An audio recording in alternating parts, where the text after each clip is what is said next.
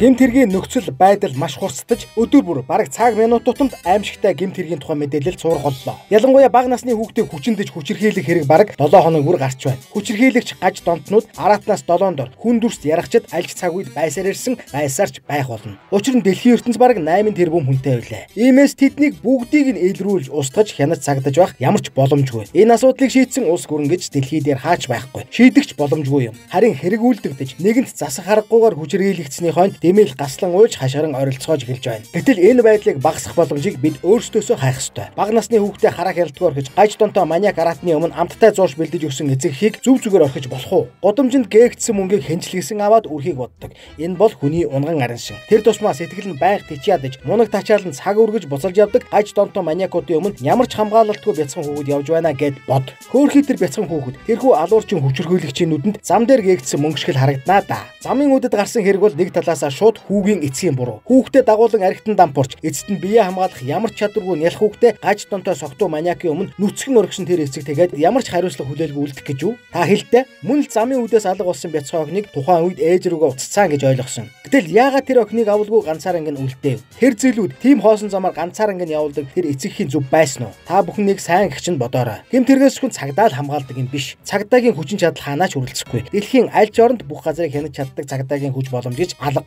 Учир иймээс та байдал өөрөөсөө бяцхан өрийнхөө хойноос цаг мөч минут секунд тутамд анхаарал халамж тавьж болцсохгүй аюулаас сэргийлж явах ёстой юм. Бие хамгаалах ямар ч чадваргүй балчир нялх хүрсээ аратны өмнө ганцаар ангин орхисон эцэг эхчүүдэд бас хатуу хариуцлага тооцох ёстой хэмээн бодно.